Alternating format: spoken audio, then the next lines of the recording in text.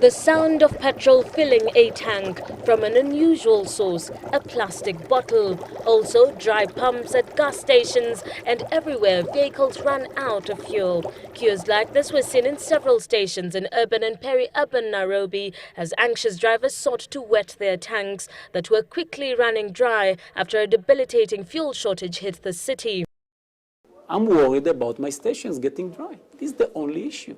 Which school teach me to keep my station dry as a marketer? It doesn't make sense.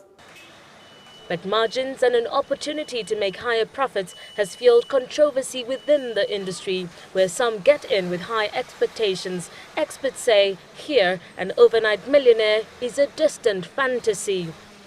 The perception is probably that we must be making at least 50% margin from every litre.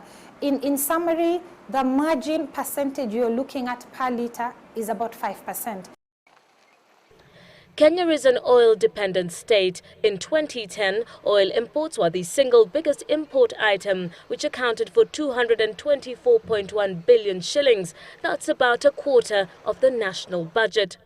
So why is the tightly regulated sector so prone to crisis? The events of 2 weeks ago brought out loopholes, created suspicion and visibly a show of force, with smaller players feeling the major marketers do not always play fair.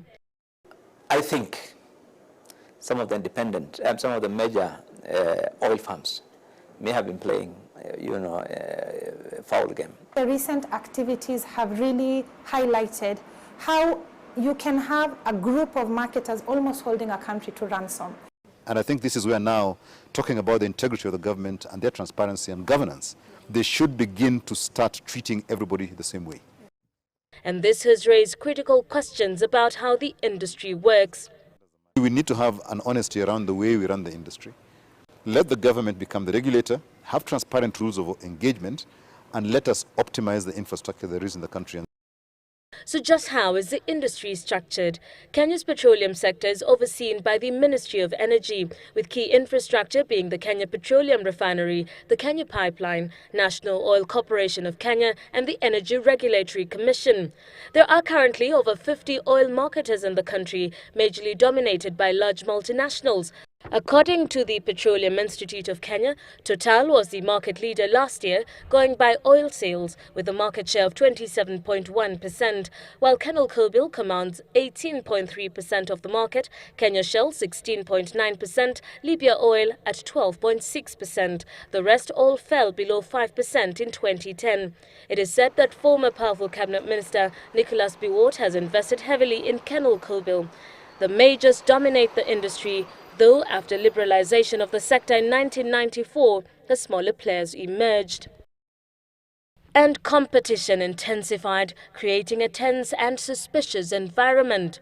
There has been this love-hate relationship between the majors and the independents.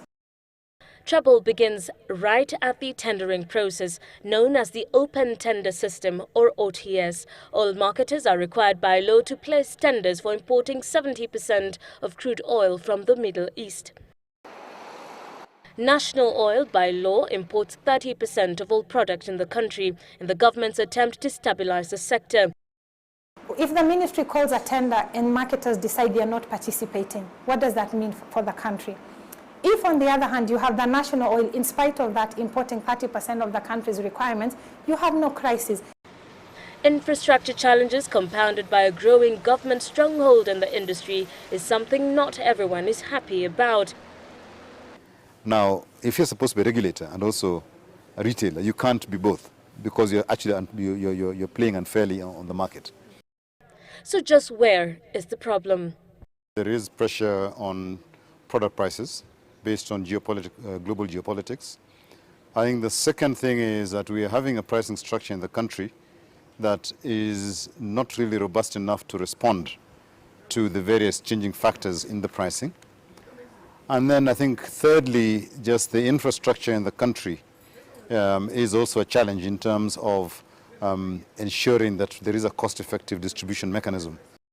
And this is where we begin to look at the real issues in an industry where not many people really like to speak. But with the few that have, we intend to follow the trail of liquid gold from start up to finish. Tomorrow we take a look at some of the key infrastructure challenges that both government and players agree are a major contributor to the exorbitant prices that Kenyans are today paying at the pump for a litre of oil or liquid gold. That's tomorrow on Citizen Business. I am Terryanne Chebet. Goodbye.